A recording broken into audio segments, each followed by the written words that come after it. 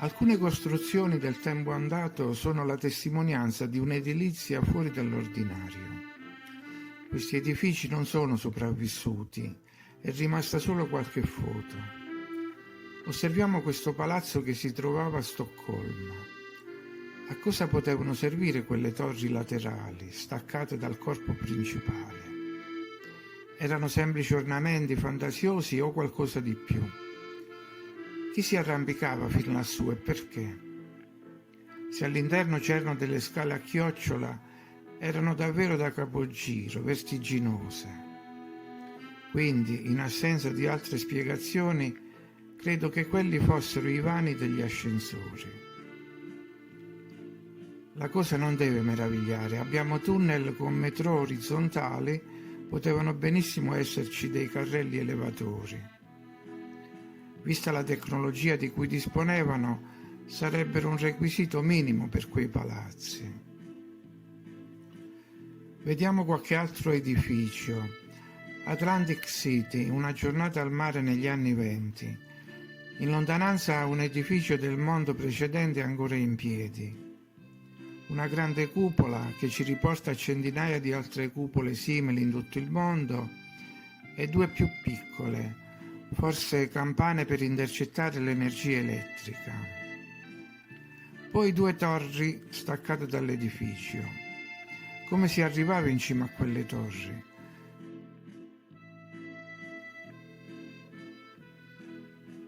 Questa invece è la basilica di Elisabetta e Michele e si trovava a Breslavia, in Polonia. La torre termina con una parte di colore diverso, di cui non è facile capire la funzione.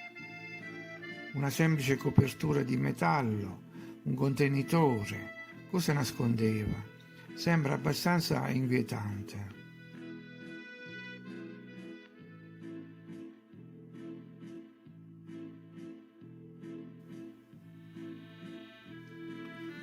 Poi abbiamo la Torre del Progresso a Parigi. È un disegno, una stampa. Colonne fino ai piani alti.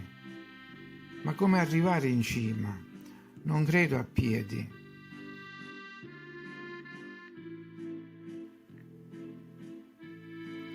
A Lubecca c'era una costruzione con decine di aperture ad arco.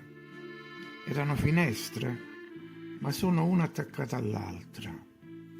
Tante colonne anche qui. È chiaro che prediligevano le colonne.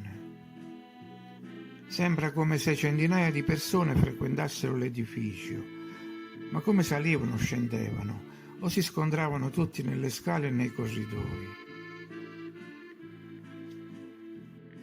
Parigi, chiesa di Saint-Étienne-du-Mont. Un corpo in muratura sale lungo la chiesa. Sembra così stretto che una persona poteva entrarci a fatica.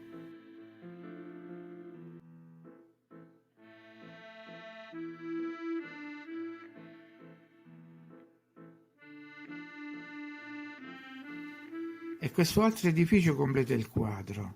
Gli ultimi piani sembrano più abitati dei primi. Una bella prova di abilità tecnica, ma come ci arrivavano lassù? Quello degli ascensori è un discorso interessante. Le nazioni spesso affidano la prova del loro grado di progresso alla capacità di costruire edifici molto alti. E questo fin dalla Torre di Babele. Anche Mussolini provò a superare gli Stati Uniti con un grattacielo, che però non fu costruito. Era in Littoria e avrebbe dovuto superare il Woolworth, che durante il ventennio deteneva un primato in America. Lo avrebbe dovuto superare di 124 metri. In totale sarebbe stato alto 335 metri. Era stato ideato per ospitare tutte le società sportive e fornire spazi per gli allenamenti dei campioni. 4.500 le camere previste e naturalmente decine di ascensori.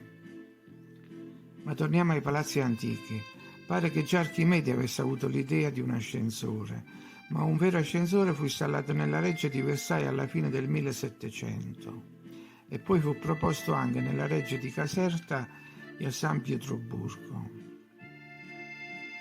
Immagino che ce ne fossero altri nei palazzi reali di Madrid e Vienna. E questo quindi già più di 200 anni fa. Ora, supponendo che quei palazzi fossero appartenuti a una civiltà a un periodo precedente, avremmo ascensori funzionanti già 300-400 anni fa.